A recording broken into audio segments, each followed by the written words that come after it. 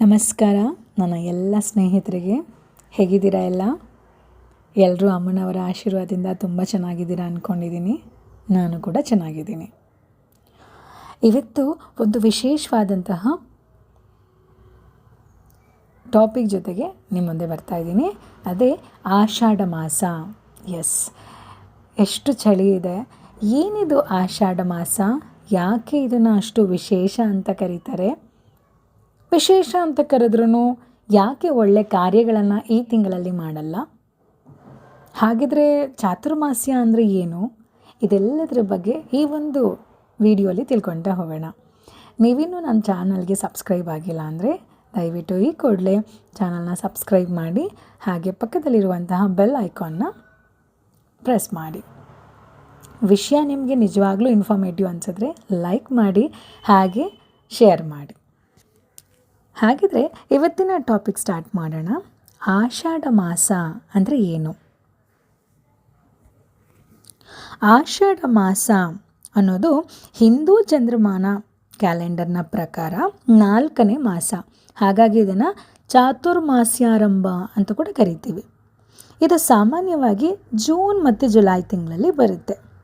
ಈ ಮಾಸದ ಆರಂಭದ ನಂತರ ಯಾವುದೇ ಮಂಗಳ ಕಾರ್ಯಗಳನ್ನು, ಅಂದರೆ ವಿವಾಹಗಳು, ಗೃಹ ಪ್ರವೇಶಗಳು, ಶುಭ ಕಾರ್ಯಗಳನ್ನು ಮಾಡೋದಿಲ್ಲ.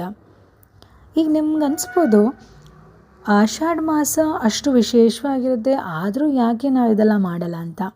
ಹೌದು, ನಿಮ್ಮ ಎಲ್ಲ ಪ್ರಶ್ನೆಗಳಿಗೆ ನಾನು ಉತ್ತರ ಕೊಡ್ತೀನಿ ಈ ಒಂದು ವಿಡಿಯೋದಲ್ಲಿ. ಮುಖ್ಯವಾಗಿ ತಿಳ್ಕೊಳ್ಬೇಕಾಗಿರೋದು, ಹೌದು ಇದು ತುಂಬ ವಿಶೇಷವಾದಂತಹ ಕಾಲ ಅಂತ ಎಲ್ಲರೂ ಹೇಳ್ತಾರೆ, ಆದರೆ ಯಾಕೆ ಯಾವ ಒಳ್ಳೆಯ ಕಾರ್ಯಗಳನ್ನು, ಶುಭ ಕಾರ್ಯಗಳನ್ನು ಮಾಡಲ್ಲ ಅಂದರೆ, ಇದು ದೇವತೆಗಳು ನಿದ್ರೆಯಲ್ಲಿ ಇರುವ ಕಾಲ. ಹೌದು, ದೇವತೆಗಳು ಈ ಒಂದು 4 ತಿಂಗಳು ನಿದ್ರೆಯನ್ನು ಮಾಡುವಂಥ ಕಾಲ. ಇದನ್ನು ದೇವಶಯನ ಅಂತಲೂ ಕೂಡ ಕರಿತೀವಿ. ವಿಷ್ಣು ಅವರು ಯೋಗ ನಿದ್ರೆಗೆ ಹೋಗ್ತಾರೆ ಈ ಒಂದು 4 ತಿಂಗಳ ಕಾಲ, ಅಂದರೆ ಚಾತುರ್ಮಾಸ್ಯದ ಕಾಲ.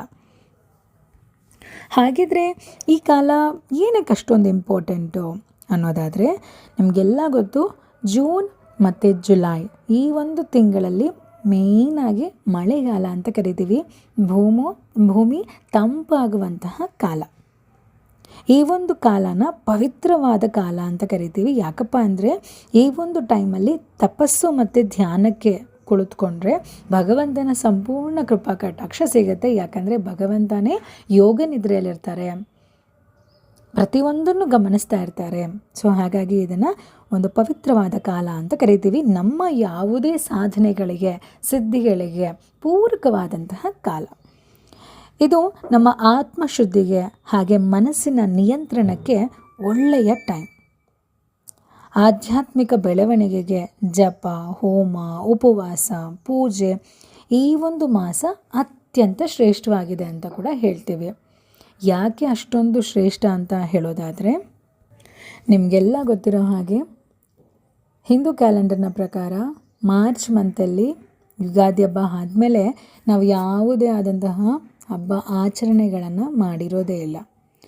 ಹತ್ತತ್ರ ಏಪ್ರಿಲ್, ಮೇ, ಜೂನ್ ಯಾವುದೇ ಹಬ್ಬ ಮಾಡಿರೋದಿಲ್ಲ. ಆ ಒಂದು ವೈಬ್ರೇಷನ್ಸ್ ನಮ್ಮ ಬಾಡಿಯಲ್ಲಿ ಇರೋದೇ ಇಲ್ಲ. ಬಟ್ ಆಷಾಢ ಮಾಸ ಶುರು ಆಗ್ತಿದೆ ಅನ್ನೋದಾದರೆ ಹಬ್ಬಗಳ ಸಾಲು ಶುರು ಅಂತಲೇ ಅರ್ಥ. ಆ ಒಂದು ವೈಬ್ರೇಷನ್ಗೆ, ಆ ಒಂದು ಮನಸ್ಥಿತಿಗೆ ನಮ್ಮ ಮನಸ್ಸು ನಿಗ್ರಹಿಸೋದಕ್ಕೆ ಒಂದು ಸ್ಪಿರಿಚುವಲ್ ಟೈಮ್ ಅನ್ನೋದನ್ನು ಆಷಾಢ ಮಾಸ ಅಂತ ಕರಿತೀವಿ. ಇನ್ನು ಆಷಾಢ ಅನ್ನೋ ಒಂದು ಪದದ ಅರ್ಥ ತಿಳ್ಕೋಬೇಕು ಅಂತಂದರೆ, ಆಷಾಢ ಅನ್ನೋದು Sanskrit word. Okay, it's a Sanskrit word. ಷಾಢ ಅಂತಂದರೆ ಸಕ್ಸಸ್, ಸ್ಪಿರಿಚುವಲ್, ಸಾಧನೆ ಹೀಗೆ ಕರಿತೀವಿ. ಅಂದರೆ ಮಹಾ ಸಾಧನೆ, ಮಹಾ ತಪಸ್ಸು, ಹೀಗೆ ಅಧಿಕವಾದಂಥ ಲಾಭವನ್ನು ಪಡ್ಕೊಳ್ಳೋದಕ್ಕೆ ಇರುವಂತಹ ಒಂದು ಶ್ರೇಷ್ಠವಾದಂತಹ ಕಾಲ ಆಷಾಢ ಮಾಸ. ಇನ್ನು ನಿಮಗೆಲ್ಲ ಗೊತ್ತಿರ್ಬೋದು, ನಾವೀಗ ಆಲ್ರೆಡಿ ಈ ಒಂದು ಆಷಾಢ ಮಾಸದಲ್ಲಿ 2 ಆಷಾಢ ಶುಕ್ರವಾರಗಳನ್ನು ನೋಡಿದ್ದೇವೆ. ಎಲ್ಲ ಅಮ್ಮನವರ ದೇವಸ್ಥಾನಗಳಲ್ಲಿ ಅದೆಷ್ಟು ವಿಶೇಷವಾದಂತಹ ಪೂಜೆ, ಅದೆಷ್ಟು ರಶ್ಶು. ಯಾಕೆ ಆಷಾಢ ಮಾಸದಲ್ಲಿ ಅಮ್ಮನವ್ರನ್ನ ಅಷ್ಟು ಆರಾಧನೆ ಮಾಡ್ತಾರೆ ಅನ್ನೋದಾದರೆ ಆಷಾಢ ಮಾಸದ ಶುಕ್ರವಾರಗಳು ಲಕ್ಷ್ಮೀ ದೇವಿಗೆ ಅತಿ ಪ್ರಿಯವಾದಂತಹ ದಿನ. ಮುಖ್ಯವಾಗಿ ಆ ದಿನಗಳಲ್ಲಿ ಮಹಾಲಕ್ಷ್ಮಿಯನ್ನು ಆರಾಧನೆ ಮಾಡುವಂಥದ್ದು, ಮಹಾಲಕ್ಷ್ಮಿಯನ್ನು ಪೂಜೆ ಮಾಡುವಂಥದ್ದು ನಮ್ಮ ಆರ್ಥಿಕ ಪರಿಸ್ಥಿತಿನ ಮತ್ತಷ್ಟು ಸುಧಾರಿಸುತ್ತೆ ಅನ್ನೋದು ನಂಬಿಕೆ ಹಾಗೂ ವಾಡಿಕೆ. ಕೇವಲ ಮಹಾಲಕ್ಷ್ಮಿ ದೇವಿಯನ್ನಲ್ಲ ಅಥವಾ ಚಾಮುಂಡೇಶ್ವರಿ ದೇವಿಯನ್ನಲ್ಲ, ಇಡೀ ಸ್ತ್ರೀ ಶಕ್ತಿ ಆ ಒಂದು ಅಮ್ಮನವರ ಆರಾಧನೆ ಮಾಡುವಂಥದ್ದು, ಲಲಿತಾ ಸಹಸ್ರನಾಮವನ್ನು ಪಾರಾಯಣ ಮಾಡುವಂಥದ್ದು, ದೇವಿ ಕವಚ, ಖಡ್ಗಮಾಲಾ ಸ್ತೋತ್ರ, ಪ್ರತಿಯೊಬ್ಬ ದೇವರನ್ನು ಆ ಒಂದು ದೈವಶಕ್ತಿಯನ್ನು ಈ ಒಂದು ಸಮಯದಲ್ಲಿ, ಅದ್ಭುತ ಸಮಯದಲ್ಲಿ ನಾವು ಸ್ಮರಿಸೋದ್ರಿಂದ, ಪೂಜೆ ಮಾಡೋದ್ರಿಂದ ಅಧಿಕವಾದಂತಹ ಲಾಭ, ಎಲ್ಲ ಸಮಸ್ಯೆಗಳಿಂದ ಪರಿಹಾರ ಸಿಗುತ್ತೆ ಅನ್ನೋದು ನಂಬಿಕೆ. ಹಾಗಿದ್ರೆ ಈ ಒಂದು ಮಾಸದಲ್ಲಿ ಏನು ಮಾಡಬೇಕು, ಏನು ಮಾಡಬಾರ್ದು ಅಂತ ತಿಳ್ಕೊಳ್ಳೋಣ. ಈ ಒಂದು ಅದ್ಭುತವಾದಂಥ ಆಷಾಢ ಮಾಸದಲ್ಲಿ ದೇವಿಯನ್ನು ಭಕ್ತಿಯಿಂದ ಪೂಜಿಸಬೇಕು. ಎರಡನೇದು, ನಮ್ಮ ದಿನಚರಿ ತಪಸ್ಸು ಅಥವಾ ಉಪವಾಸನ ಮಾಡಬಹುದು. ಮೂರನೇದು, ಹೋಮ, ಜಪ, ತಪ, ಗಾಯತ್ರಿ ಮಂತ್ರ, ದೇವಿ ಮಂತ್ರಗಳನ್ನು ಪಠಿಸಬಹುದು. ಹಾಗೆ ಗುರು ಹಿರಿಯರ ಹತ್ತಿರ ಆಶೀರ್ವಾದ ಪಡ್ಕೊಳ್ಳೋದಕ್ಕೆ, ಸಾಧನೆ ಮಾಡಿರುವಂತಹ ಗುರುಗಳ ಹತ್ತಿರ ಈ ಒಂದು ಟೈಮಲ್ಲಿ ಆಶೀರ್ವಾದವನ್ನು ಪಡೆಯೋದ್ರಿಂದ ಆ ಆಶೀರ್ವಾದಕ್ಕೆ ಶಕ್ತಿ ಜಾಸ್ತಿ ಇರುತ್ತೆ. ಇದು ಮಾಡಬೇಕಾಗಿರುವಂಥ ಕೆಲಸ. ಹಾಗಿದ್ರೆ ಯಾವ ಕೆಲಸನ ಈ ಒಂದು ಮಾಸದಲ್ಲಿ ಮಾಡಬಾರದು ಅನ್ನೋದಾದರೆ, ಮಂಗಳ ಕಾರ್ಯಗಳು. ನಾನು ಆಗಲೇ ಹೇಳಿದೆ, ಭಗವಂತ ಅಥವಾ ದೇವರುಗಳು ನಿದ್ರಿಸುವಂತಹ ಕಾಲ. ನಾವು ಏನೇ ಮಾಡಬೇಕಂದ್ರೂ ಕೂಡ ಭಗವಂತನ ಆಶೀರ್ವಾದ, ಕೃಪಾ ಕಟಾಕ್ಷ ತುಂಬ ಮುಖ್ಯ. ಬಟ್ ಭಗವಂತನೇ ರೆಸ್ಟ್ ಕಂಡೀಷನಲ್ಲಿ ಇದ್ದಾರೆ ಅನ್ನುವಾಗ ಯಾವುದೇ ಮಂಗಳ ಕಾರ್ಯಗಳು ಈ ಒಂದು ಟೈಮಲ್ಲಿ ಬೇಡ ಅನ್ನೋದು ನಮ್ಮ ಗುರು ಹಿರಿಯರುಗಳು ಹೇಳ್ಕೊಂಡು ಬಂದಿರುವಂಥದ್ದು. ಯಾವುದೇ ಮದುವೆ, ನಿಶ್ಚಿತಾರ್ಥ, ಗೃಹ ಪ್ರವೇಶ, ನಾಮಕರಣ, ಹೀಗೆ ಈ ಒಂದು ಕಾರ್ಯಕ್ರಮಗಳು ಈ ಒಂದು ಕಾಲದಲ್ಲಿ ಬೇಡ. ಕೋಪ, ಕ್ರೋಧ, ಈ ಎಲ್ಲ ಒಂದು ನೆಗೆಟಿವ್ ಮೈಂಡ್ಸೆಟ್ಟಿಂದ ದೂರ ಇದ್ದರೆ ಆತ್ಮವಾಗಲಿ, ಮನಸ್ಸಾಗಲಿ, ದೇಹವಾಗಲಿ ತುಂಬ ಶುದ್ಧವಾಗಿ ಇರುತ್ತೆ, ಆರೋಗ್ಯವಾಗಿರುತ್ತೆ. ಅಶುದ್ಧ ಆಹಾರ ಸೇವಿಸಬಾರದು.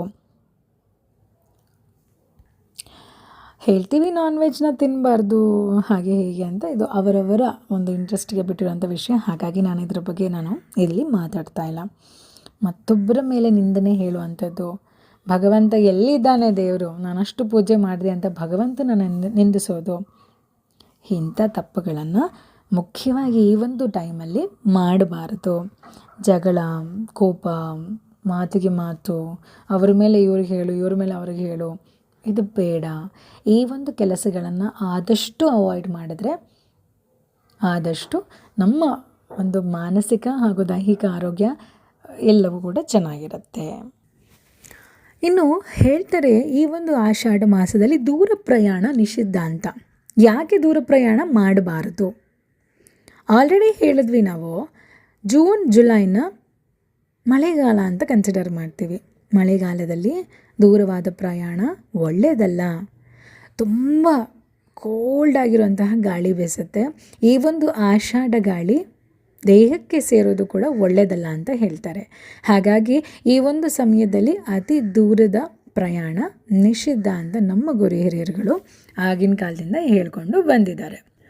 ಇನ್ನು ನವವಿವಾಹಿತರನ್ನು ಯಾಕೆ ದೂರ ಇರಿ ಅಂತ ಹೇಳ್ತಾರೆ ಈ ಒಂದು ಟೈಮಲ್ಲಿ ಅನ್ನೋದಾದರೆ,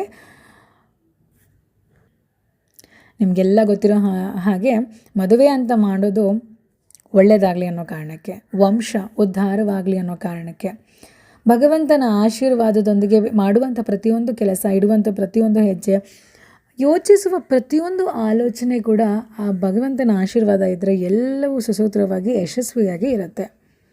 ಅಂಥದ್ರಲ್ಲಿ ಭಗವಂತನೇ ನಿದ್ರೆಯಲ್ಲಿ ಇರುವಾಗ ಈ ಒಂದು ಸಂದರ್ಭದಲ್ಲಿ ಸಾಂಸಾರಿಕ ಜೀವನವನ್ನು ನಡೆಸುವಂತಹ ನವ ವಿವಾಹಿತರಿಗೆ ಇದು ಅಶುಭವಾದಂತಹ ಕಾಲ ಅಂತ ಹೇಳ್ತಾರೆ.